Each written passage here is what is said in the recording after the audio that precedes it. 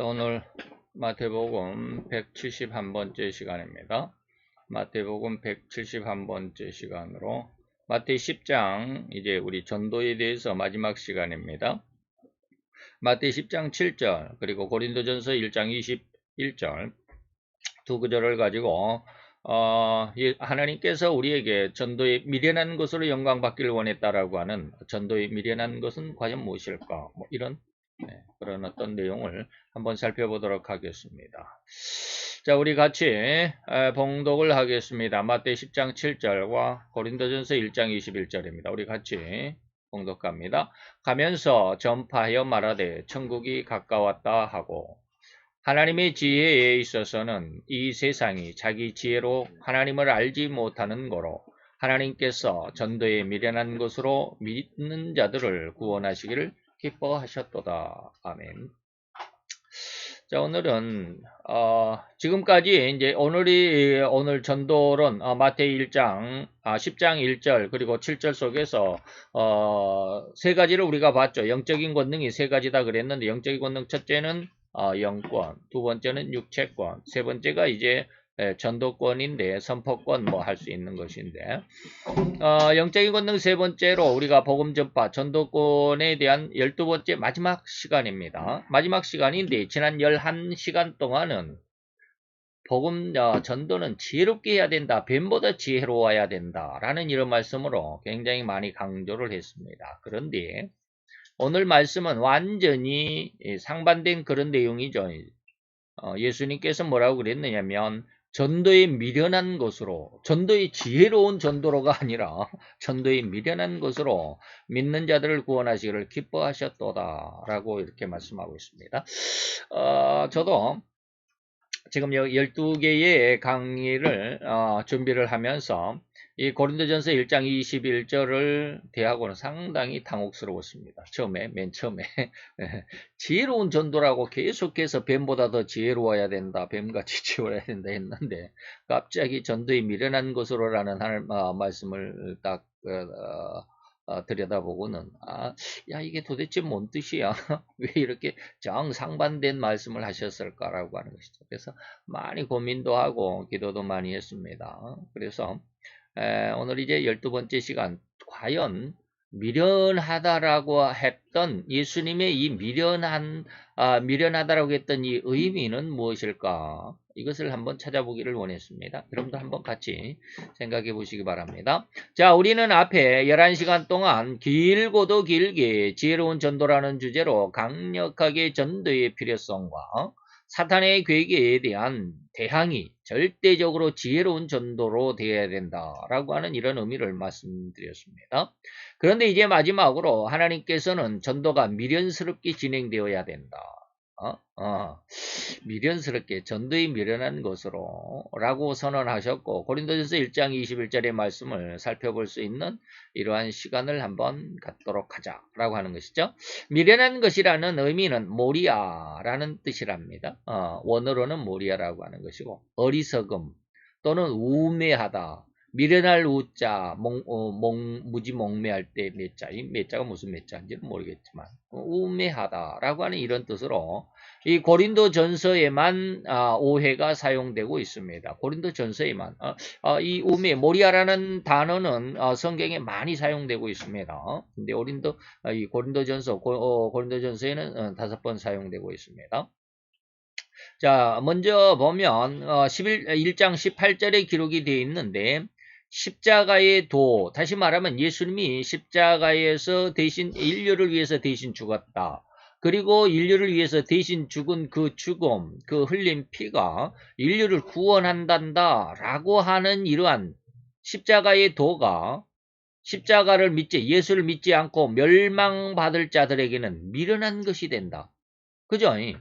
세상 사람들에게 예수님의 십자가의 죽음은 미련한 것이죠. 아니 세상에 떵떵거리고 아주 그냥 권세를 잡고 명예를 가지고 세상 모든 사람들을 한 손에 휘어잡고 한마디로 호령을 하고 막 그래야 잘 사는 것이고 그래야 훌륭한 삶이고 그래야 성공한 삶이고 그게 인간의 삶이지.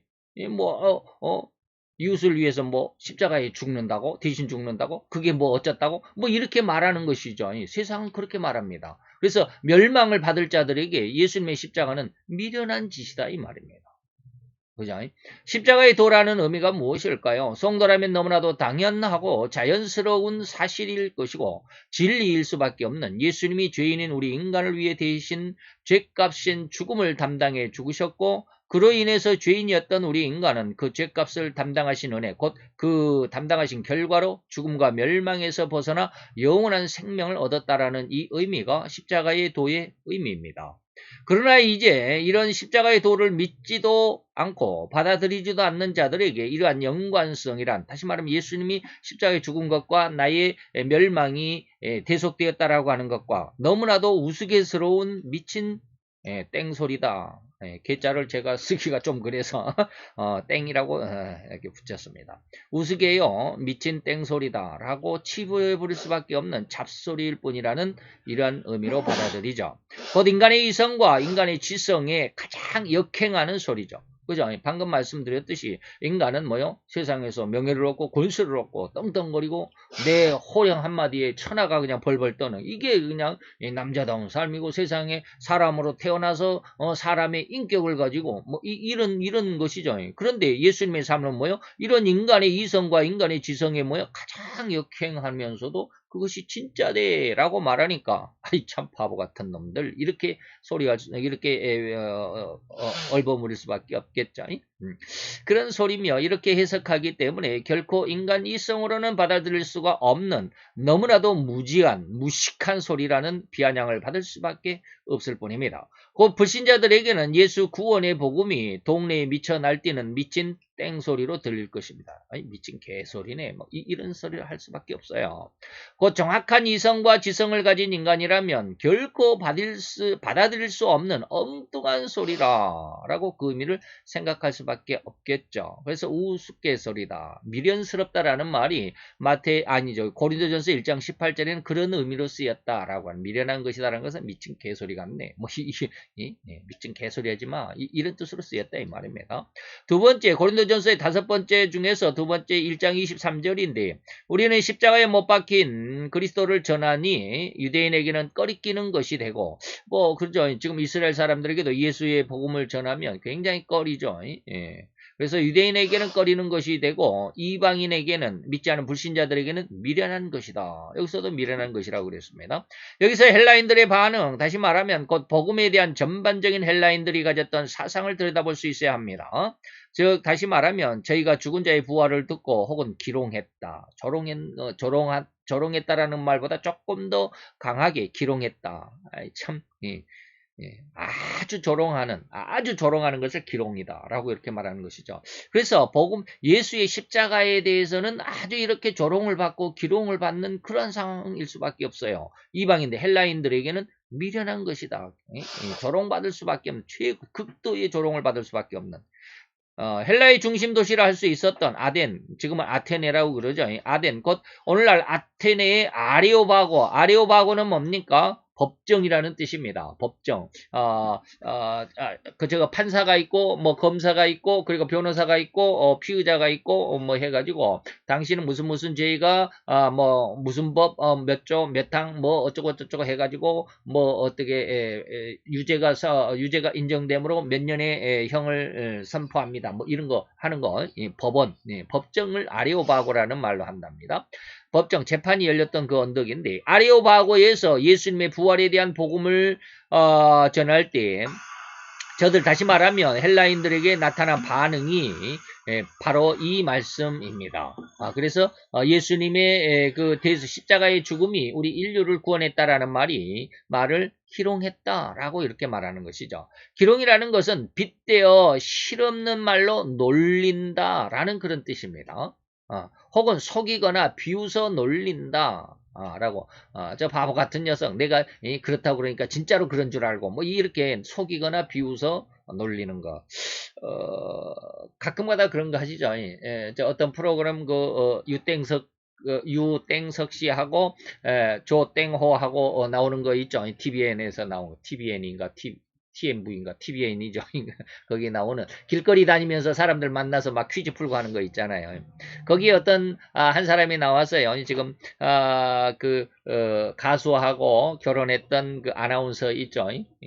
연하의 남자 도땡환 뭐 있잖아요. 그 사람이 나와서 이렇게 하는데 퀴즈를 풀었는데 못 풀었어요. 못 풀어가지고 이제 그 선물 주는 거 있잖아요. 백에서 구슬하는 빼가지고 이렇게 딱 펴보니까 광어 한 소쿠리 탁 나왔어요. 광어 한 소쿠리. 그래서 광어 한 소쿠리가 선물이라고 그러니까는 아니 그걸 진짜로 광어를 한 소쿠리를 주냐고. 만약에 내가 이거 못 맞췄으면 그 광어 얻을 뻔했냐고. 그러니까 옆에서 조땡호가 그거야 뭐 다 못 맞히면 우리끼리 스태프들이 다 나눠 먹으니까 걱정하지 말라고.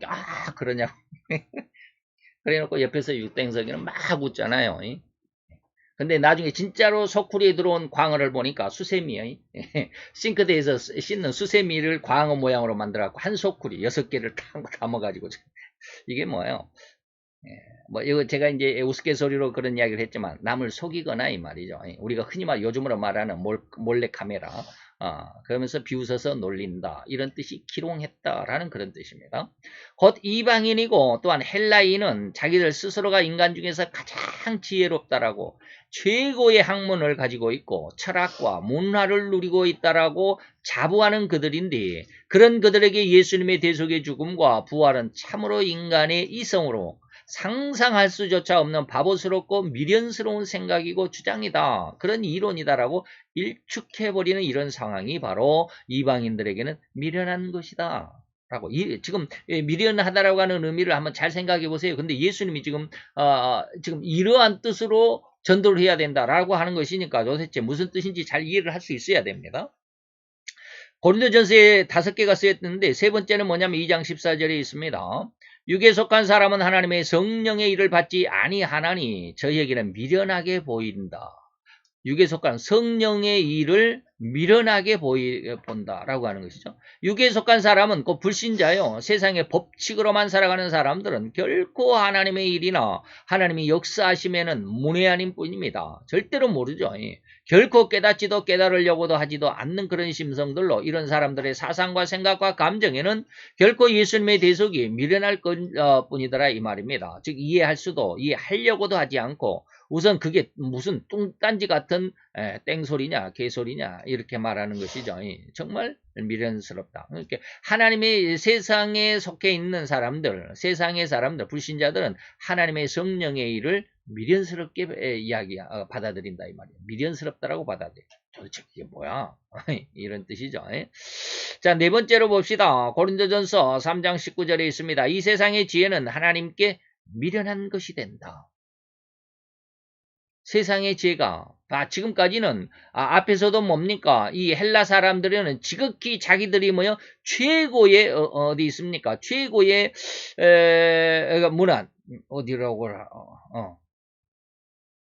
어디가 있나? 앞에 여기 있죠. 헬라인들은 어떻게 했어요? 자기들이 최고의 학문, 가장 지혜롭고 최고의 학문, 최고의 철학, 최고의 문학을 이루고 있다라고 하는 헬라 시대의 헬라인들의 그 자부심 이런 것들을 한번 생각해보세요. 그렇게 훌륭하다라고 최고의 철학. 요즘에도 철학 그러면 헬라 철학 해가지고 철학과에서는 무슨 스토아 학파니 또 아리스토텔레스니 이런 사람들의 철학 그런 사람들의 어떤 그 학문을 배우는 게 철학의 기본이죠. 최고의 학문이라고 생각하는 거예요. 그런데 그런 지혜까지도 하나님께는 너무 미련스럽다.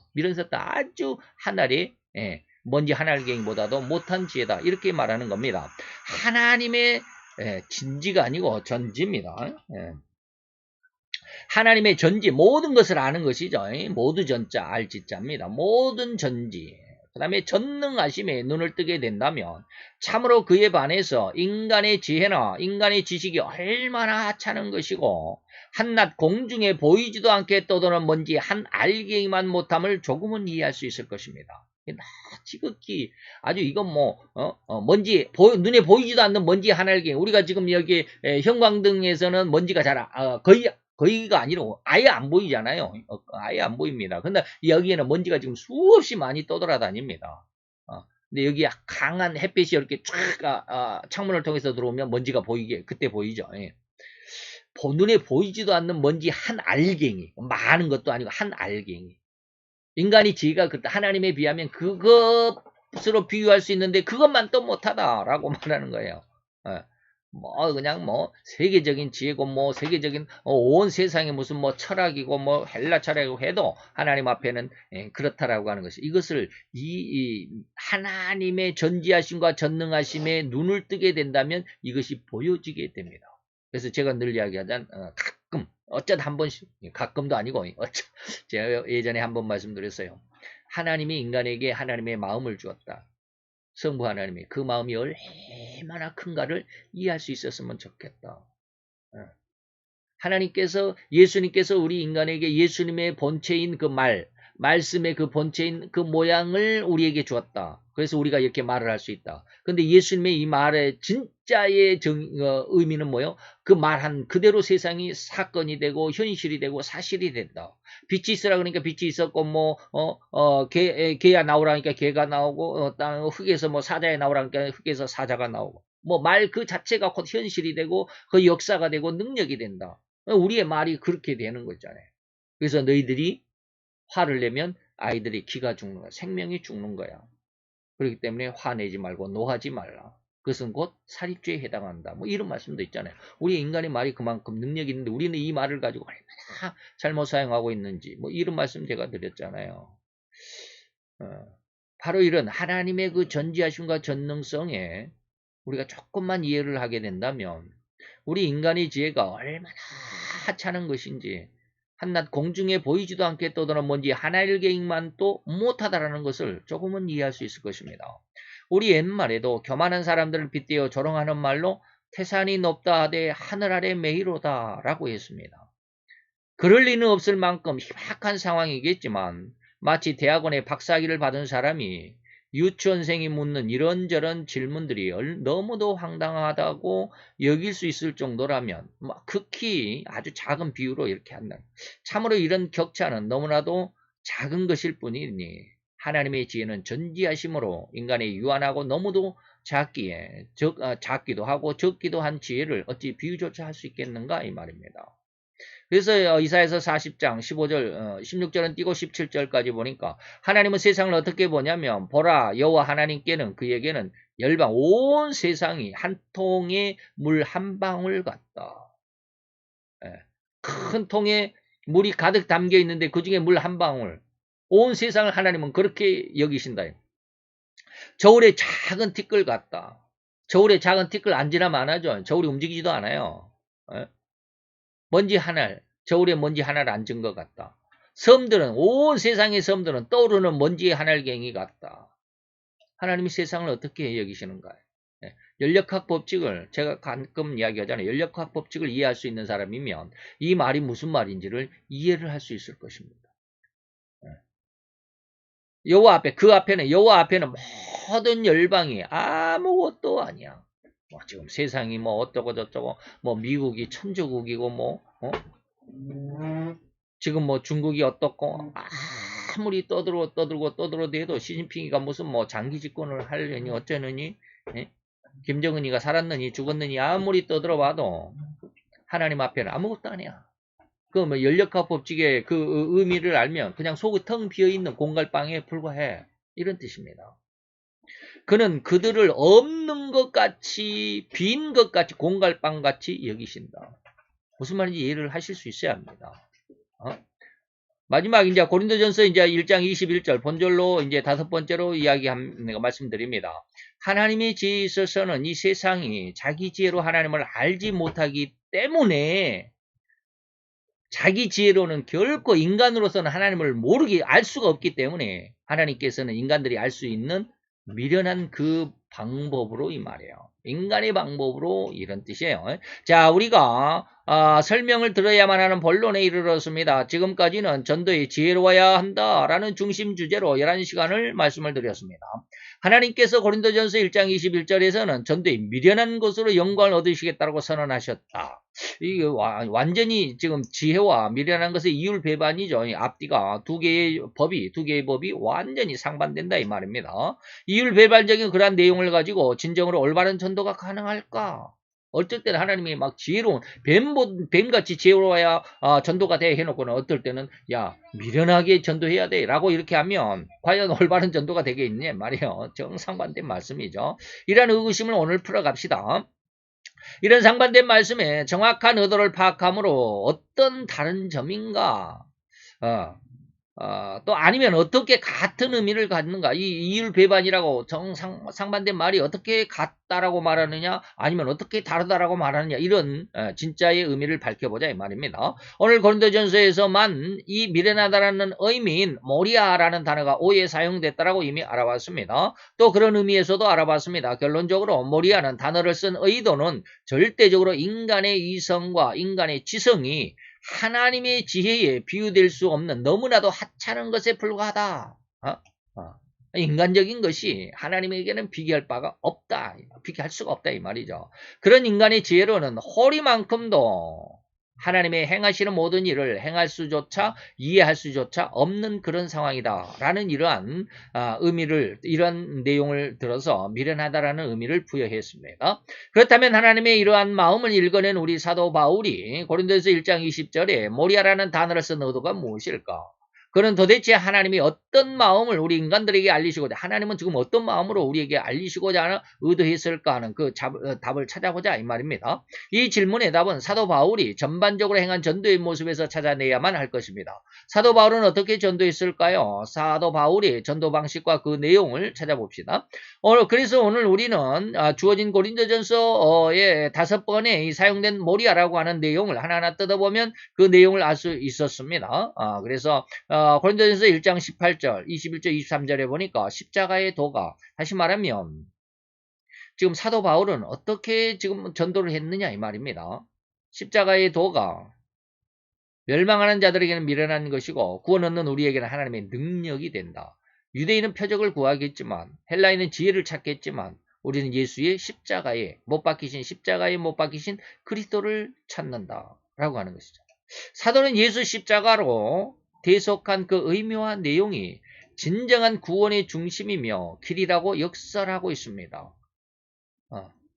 그 미련한 것으로 다시 말하면 사도 바울은 지금 미련한 것으로 세상 사람들이 미련하다고 생각하고 조롱하는 그 내용을 가지고 지금 전도하고 있다 이 말입니다. 고린도전서 1장 22절에 보면 전도의 가장 중요한 점을 유대인들은 표적을 찾고 있다. 어떤 표적을 봐야 구원의 어떤 맛을 느낀다 이런 뜻이겠죠. 헬라인들은 지혜를 찾고 있습니다. 지혜를 많이 가져야 인간이 구원된다라는 그런 어떤 의식을 가지고 있습니다. 그래서 더 많은 지혜를 가지고 남을 지도할 수 있고 가르칠 수 있고 그래서 세상을 구원하고 사회를 구원하고 인간을 구원한다라고 하는 이런 어떤 의식을 가지고 있다 이 말입니다. 그들의 지성과 그들의 이성을 이해시킬 수 있는 가장 인간적이면서 과학적이고 지식적인 말이어만 한다라는 의식이 바로 헬라인들의 지혜를 찾는 의미였습니다. 전도는 이러한 불신자들이 흔히 말하는 자기의 마음과 생각을 다시 말하면 전도받는 사람은 어떤 생각을 가지고 있냐면 나를 좀 이해시켜줘봐. 이런 뜻입니다. 자기의 마음을 자기의 생각을 이해시켜 줄 수 있는 충분한 이런 어떤 그런 주장. 저 사람의 말에 내가 공감을 해서 이런 뜻입니다. 네가 나를 전도를 하려면 예수가 십자가에 죽었다는 그 의미가 내가 공감할 수 있도록 이야기 좀 해줘봐 이런 뜻이에요. 지금 세상 사람들 불신자들은 흔히 그렇게 이야기합니다. 자기의 마음과 생각을 이해시켜주는 충분한 이론과 해설 이런 것들을 원한다. 유대인들과 같은 인간의 마음을 혹할 수 있는 믿는 자들까지라도 하나님의 능력이라도 인정할 수 있는 엄청난 기적이나 능력을 추구한다. 이러한 것들이 결코 전도의 중심이 되어서는 안 된다라는 것을 명백하게 오늘 사도 바울은 증거하고 있습니다. 그죠? 무슨 말인지 이해가 됩니까?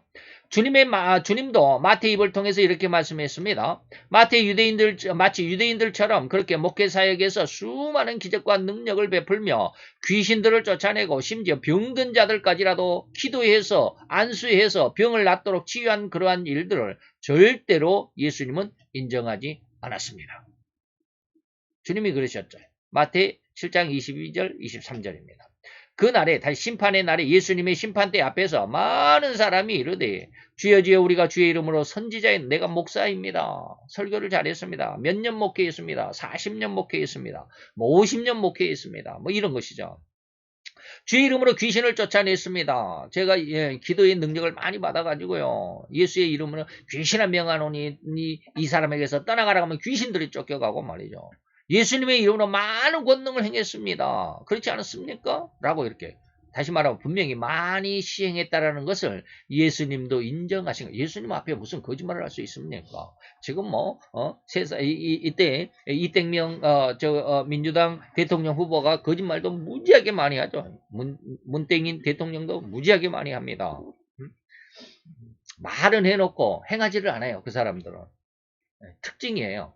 좌파들의 특징이 말은 해놓고 행하지를 않습니다. 앞에서 말과 뒤에 말이 다릅니다. 지난 시간에 제가 뭐라고 그랬어요? 개 같은 자들의 모습이다 라고 이렇게 말했습니다. 어쨌든지 그들의 모습에서는 예수님의 앞에서는 그런 어떤 거짓말이 절대 통용되지 않습니다. 거짓말 할 수가 없습니다. 제가 가끔 이야기하죠. 예수님 앞에 잠깐 한번 서본 게 아주 짧게 잠깐 서본 적이 있다고. 예수님 앞에 오래 서 있을 수가 없어요. 어떻게 죄인이 거룩하신 하나님 앞에 오래 서 있겠습니까? 아주 한순간 찰나순간적에 예수님께서 예수님 앞에 제 모습을 보여주세요. 말을 할 수가 없어요. 말이 안 나와요. 근데 나를 변호할 수가 없어. 네가 이거 잘못했다 그러면 그걸 변호할 수가 없어요. 완전 100% 그것이 다 드러나기 때문에 그걸 변호할 수가 없어요. 지금은 사람들의 사회 속이니까 막 이런 거짓말하고 저런 거짓말하고 처음에 그랬다 해놓고는 나중에는 아니다 그러고 기억이 안 난다 그러고 모른다 그러고 나와는 상관이 없다 그러고 막 그러잖아요. 예수님 앞에서는 전혀 그런 게 통용되지 않습니다. 그런데 그런 상황인데 이 사람들이 예수님 앞에서 주여 주여 우리가 목사 노릇을 잘했습니다. 귀신도 잘 쫓아냈습니다. 예수님 이름으로 많은 권능을 행했습니다. 라고 거짓말할 수 있겠습니까? 그렇게 했다라는 것을 의미하는 거예요. 그렇다고 한다면 예수님도 이것을 너희들 그렇게 했어 라고 하는 거예요. 그런데 그렇게 한 것이 적법이 아니라 불법을 행했다 이 말입니다. 그렇게 한 것은 너희를 위한 거예요. 너 자신을 위한 거지. 나를 위해서 한 거 아니야. 이런 뜻입니다. 그런 것은 이제 넘어갑시다. 오로지 사도 바울의 전도 방식과 그 중심은 예수 그리스도의 대속적인 죽음과 부활이었을 뿐입니다. 이렇게 자기의 어떤 명예와 영광, 불법적인 모습으로 자기 명예와 영광을 이루기 위한 예수님을 사용하는 것. 사용했단 말입니다. 지금. 그런 모습이 아니다. 그 대속적인 부활이었을 뿐입니다. 이는 상대방이 곧 유대인이나 헬라인이나 여타 다른 이방인들일지라도 절대적으로 공통적으로 통용되어야만 하고 통용될 수 있는 전도의 방식이 무엇이다? 미련한 것인데 그것이 세상 사람들이 미련하다라고 조롱하고 기롱하는 그것을 가지고 우리는 그것이 오로지 무엇이다? 그것이 전도의 중심이 되어야 된다라는 것입니다. 이렇듯 전도의 중심 그 핵심은 예수의 십자가의 대속하심 뿐입니다. 또한 그의 부활하심입니다. 이것에서 벗어나서도 안 된다라는 강한 결론이 바로 미련하다라고 예수님이 의미하셨던 그런 뜻입니다. 나머지 세 구절도 다 같은 내용입니다. 다음, 네 번째, 이게 왜 네 번째일까? 다섯 번째 다 했는데 왜 네 번째가 여기 또 나오지? 모르겠네. 이거 제가 어떻게 저기를 안 했네요. 넘어가 봅시다. 계속 가봅시다. 고린도전서 3장 19절에 봅시다. 이 세상의 지혜는 하나님께 미련한 것이다. 그리고 지혜 있는 자들로 하여금 자기의 괴휼에 빠지게 하는 것이다. 이것이 뭔 뜻일까? 지난 시간에 그런 말씀을 드렸습니다. 악은 누구에게서 나온다? 악인에게서 나온다. 악한 일은 악인에게서 그 악한 일이 나오는데 그렇게 나타난 그 악한 일은 어떻게 끝을 맺는다? 악을 나타낸 그 악인을 도로 죽인다. 이런 말을 지난 시간에 했습니다. 이 구절을 이해할 수 있는 또 다른 구절은 바로 잠언서입니다. 사람이 말이 많으면 허물을 면키 어렵다. 말을 좀 안 해야 돼요. 말을 많은 사람들이 얼마나 참 그래요. 예. 그래서 입술을 제어하는 자, 입술을 제어하고 말을 잘 안 하는 사람, 꼭 할 말만 해야 되는데, 예? 할 말 안 할 말, 지가 나서지 않아도 될 것을 얼마나 말을 많이 하는지. 제가 왜 웃느냐면, 이번에 저희 팀에 한 사람이 새로 신입이 들어왔어요. 신입이 들어왔어요. 아주 자신 있더라고요. 뭐 하는 일이 너무 자신 있어. 그래서 첫날 저하고 이제 같이 팀을 이루어서 같이 근무를 하는데 너무 많은 것을 알아요. 그래서 내가 기분이 살짝 나쁘지. 살짝 나쁜가 아니라 무지하게 많이 나빠. 그래서 제가 물어봤어요. 혹시 예전에 이런 일을 한 적이 있습니까? 예전에 이런 경험이 있습니까? 물었더니 예전에 자기가 무슨 뭐 보안팀에 무슨 주임으로 뭐 한 30명 데리고 보안 주임으로서 몇 년 동안 근무를 해가지고 아주 잘한다. 보안이 어떻고 뭐 시설이 어떻고 무슨 뭐 손찰이 어떻고 다 잘한다. 그래서 당신 여기에 혹시 경비대장으로 오셨습니까? 뭐 그런 게 아니래. 경비대장으로 오지 않았으면 뭐 그렇게 아는 것이 많다라고 그렇게 나서냐? 그렇게 나서면 내가 당신에게 뭘 가르쳐주고 뭘 내가 당신에게 알려주고 어떻게 같이 일을 하겠냐? 근데 그 뒷말은 내가 이제 말았어요. 이 조둥이 좀 닥쳐라. 그러다가 말았어요. 얼마나 말을 그냥 지가 다 해, 지가. 첫날 와가지고.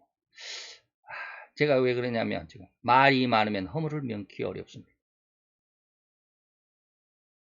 그 하는 말이 우리의 작업 현장에서 맞는 말이 거의 없어요. 뭐 이렇게 할 것이다 그러면 그 일은 또 저렇게 가는 수도 있고 얼마나 아는 척을 하는지 정말로 지겹더라. 그래서 다음에 또 나하고 만약에 하다 보면 또 그렇게 말이 많으면 관리부장한테 제가 얘기를 하려고 그래. 나 이 사람하고 같이 못하겠다. 이런 사람 나 싫다. 데리고 가라. 할 말만 하면 좋겠어요. 왜 그렇게 자기가 뭘 아는 척하고 그냥 말을 많고 이건 이렇고 저렇고 우리가 흔히 말해서 왈가왈부라고 그러잖아요. 감나라 배나라 지 맘대로 하는 거예요. 그러면 안 됩니다. 그 잠언서에 있는 말이요. 그 말이 많으면 허물을 명쾌로 그거 봐 당신 말 틀렸잖아. 그러면 뭐라 그럴 거야. 알지도 못하면서 왜 그렇게 아는 척 하는지. 곧 인간은 유한한 존재일 뿐입니다. 그렇기 때문에 절대로 그런 인간의 지혜나 그런 인간의 행동, 생각은 절대로 그 유한함을 넘어갈 수가 없어요. 다 할 수가 없다 이 말이에요. 근데 자기가 아는 척하면 좀 곤란하죠. 금방 뒤에 그런 유한함의 한계 안에서 인간은 상대를 이해시키려고 다 알지도 못하면서 상대를 이해시키려고 하니까 얼마나 많은 말을 해야 되겠습니까? 저도 말이 많기는 하지만 저는 설명하려다 보니까 그래 좌우지간 그래. 너무도 많은 말들을 하게 됩니다. 이런 말들이 안 통할 것 같으면 다른 말로 또 다른 비유로 또 상대가 이해할 것이라고 자기가 생각하고 믿는 것들을 하나하나 들이대면서 이런저런 말들을 숱하게 쏟아놓게 된다는 것입니다. 이것이 인간의 심리고 심성입니다. 바로 이렇게 그 순간순간을 넘어가려고 행한 모든 행동, 그런 말들이 어느 정도 시간이 흐른 뒤에는 오히려 그렇게 행했던 행동이나 말이 자기 스스로를 물고 얽어매는, 그러니까 자기 말에 자기가, 빠진다 이 말이죠. 자기 말에 자기가, 올가미에 빠진다 이런 뜻입니다. 말이 많으면 허물을 면키 어려워요. 이렇게 숱하게 쏟아넣게 되는 것이죠. 바로 이렇게 스스로 먹고 올가미가 되어버리는 이러지도 저러지 못하는 궁지에 몰리고 만다는 의미가 바로 이런 여기 뭡니까 말이 많으면 허물을 면키 어렵다. 그래서 세상에 지혜 있는 자들은 지혜 있는 그 자기의 지혜로 자기가 스스로 괴율에 빠진다. 자기 구덩이 자기가 판다 이런 뜻이잖아요. 지금 이땡명 지금 대선 후보자가 지금 그러잖아요. 하도 말을 많이 하니까 다 지금 걸려 넘어지잖아요. 지금 난리법석인데. 예. 그런데 그렇게 적폐라는 것을 여기 근데요. 오늘날 2021년 10월 현재 이 나라 자유대한민국을 대표하는 문재인 대통령이 2019년 7월 16일 윤석열 씨를 신임 검찰총으로 임명하면서 살아있는 권력까지라도 철저하게 수사해서 적폐를 청산해달라는 말을 했습니다. 이거 여러분들 기억하실 겁니다. 뉴스에도 나왔으니까. 그게 뭐예요? 2019년 2년 전에 7월 16일 날 윤석열 씨가 검찰총장으로 임명되는 그날입니다. 그런데 그렇게 적폐라는 것을 수사하는 과정에서 그 수사의 칼날이 청와대로 향하는 듯 하니까 법무부죠. 법무부 장관을 앞세워가지고 추땡이 법무장관을 얼마나 수사를 방해하고 뭐 이런 거. 여러분들 우리 온 난리법석이었죠. 온 국민이 다 아는 사실입니다. 이렇게 기회는 평등하게, 과정은 공정하게, 결과는 정의롭게라는 말을 엄청나게 대단한 명언이라고 할 수 있을 만큼 큰 명언을 남기기도 했는데 오늘날 기회가 균등하게 오느냐 이 말이에요. 과정이 공평했느냐 이 말이에요. 결과가 정의로웠느냐 이 말이에요. 지금 뭐 대장동 사건, 이땡명 씨 대장명 사건 지금 이게 이 말이 정말로 맞느냐 이 말이에요. 그래서 이번에 그 박근혜 대통령 그를 탄핵시키는 아주 단초가 되었던 사람이 누구요? 최순실 씨잖아요. 최순실 씨가 감옥에서 편지를 보냈어. 우리가 예전에 나로 하여금 박근혜 전 대통령을 탄핵시킬 때는 그렇게 뭐 특검을 통해서 아주 그냥 처참하게 잡아태더니 이번에 왜 이땡명 씨는 그렇게 철저하게 조사를 못하느냐. 감옥에서 이렇게 편지를 보냈어. 어저께 뉴스에 나왔어요. 그죠? 기회가 누구에게 평등하냐? 주어지는 사람에게만 그러지. 대통령 아들, 대통령 딸, 태국으로 가가지고 거기서 수억을 어떻게 했다라는 그런 소문이 지금 파다하잖아요. 그런데 과연 이 나라 자유대한민국에서 이렇듯 기회가 모든 사람에게 평등하게 적용이 되었다고 인정하는 사람은 과연 몇 프로나 될까? 과정은 공정하게라는 말이 얼마나 많은 사람에게 적용되었을까? 그렇게 이미 입에 침이 튀도록 열변을 토하며 강의하면서 인기를 얻었겠지만 참으로 그와 그 가족들만의 이득 창출에만 창조적이었지 않았나 싶지 않은가 이 말입니다. 이렇듯 인간은 모두 단 한 사람도 예외됨이 없이 모조리 다 죄인일 뿐이고 오로지 그 입술로만 의롭고 정의롭고 공정하다고 평등하다고 할 뿐입니다. 입술로만, 말로만 이 말이죠. 진실로 주님의 말씀처럼 이제 저렇게 수없이 많은 말들을 해대던 그 입술들은 그 입술들로 떠벌리고 나불대던 그 말들의 화살을 이제 그 결말을 이제 자신들이 완벽하게 감당해야만 할 것입니다. 또한 그런 상황을 우리는 현재 목도하고 있습니다. 즉 이런 시작과 결말을 잘 들여다본다면 진실로 인간의 지혜가 얼마나 어리석을 뿐인지 알 수 있을 것입니다. 이를 잘 교훈 삼으시기 바랍니다. 곧 인간의 이런 요한하고 잘못된 지혜와 지식과 정보로는 절대로 올바르지 못한 자기가 쏜 화살이 도리어 자기 가슴에 박히는 결말을 볼 것이라는 이 말입니다. 하나님의 지혜와 비견해서 하나님은 결코 이러한 잘못된 결말을 이룰 수가 없습니다. 그는 전지하신 하나님이시고 그가 시작하시기 전에 세우신 모든 계획은 그 결말까지라도 완벽하게 선할 뿐입니다. 수천 년, 수만 년이 지나도 그 하나님의 뜻은 그대로 호리만큼도 어그러짐이 없이 이루어진다 이 말입니다. 가장 완전한 계획이며 시행일 뿐이더란 말입니다. 그 가운데 전도 역시 오늘 주님의 말씀을 중심으로 곧 예수 그리스도의 대속하신 십자가와 그 부활이 전적인 복음의 중심이 돼야 되고 그래야만 하나님이 방금 이렇게 말했습니다. 하나님이 이 모든 일을 시작하시기 전에 세우신 모든 계획은 그 결말까지라도 완벽하게 선한 결과를 낳을 뿐이다. 그리고 그 계획이 완전한 계획이고 그래서 그 완전한 시행이 있을 뿐이다. 라고 하는 말을 잘 기억한다면 오늘 미련한 전도, 세상에는 헬라인들은 그 지혜를 구하고 유대인들은 무슨 능력, 그 어떤 기적을 원하고 뭐 그러지만 오직 세상에 미련스럽다라고 조롱하는 예수 그리스도의 대속하신 십자가와 그 부활을 증거하는 것만이 하나님이 세우신 모든 계획이고 그 결말 또한 하나님이 얻으실 것이다 이런 뜻입니다. 이것이 전적으로 중심이 되어야만 한다는 것을 철칙으로 이 전도의 중심을 잡아야 합니다. 이럴 때 인간의 스쿠트한 지혜와 말은 반드시 그 잘못된 결말, 곧 허물을 뒤집어 쓸 수 있음을 면밀히 기억하고 인간의 지혜로움의 전도 방식에서 벗어나야만 합니다. 인간의 전도 방식이 지난 시간에도 말씀드렸죠. 끝까지 전도해보면 하면 되지 않을까? 안 되더라고요. 내 고집이었을 뿐인 것 같아요. 참 그렇습니다. 그래서 여러분들이 한번 오늘 하나님께서 고린도전서 1장 21절에 고린도전서 1장 21절에 뭐라고 그랬어요? 하나님께서 전도에 미련한 것으로 영광 받기를 원하신다. 기뻐하시기를 원한다. 라고 하는 이 말씀이 무슨 뜻이었는지를 잘 한번 이해할 수 있었을 것으로 믿습니다. 기도합시다. 할렐루야. 주님 여호와여, 오늘도 주의 귀한 사랑과 은총을 감사드리나이다. 주의 영광 앞에 있는 사랑하는 귀한 아들과 딸들, 진실로 주의 말씀 속에 우리의 삶의 기준을 그리고 우리의 삶의 중심을 잡을 수 있도록 주님 역사하여 주옵소서. 기준은 흔들리지 않아야 되고 중심은 결코 비뚤어지지 않아야만 하는 것 우리는 믿습니다. 아버지 하나님이여, 주의 말씀을 우리의 삶의 기준과 중심으로 삼고 진실로 하나님의 영광을 이룰 수 있는, 그래서 하나님이 선하게 여기실 것이고 기뻐하심을 온전하다고 여기실 뿐인 귀한 신앙으로 성장하기까지 우리를 주의 말씀에서 인도하여 주시옵소서. 예수 그리스도의 이름으로 감사와 기도드려 싸움나이다. 아멘.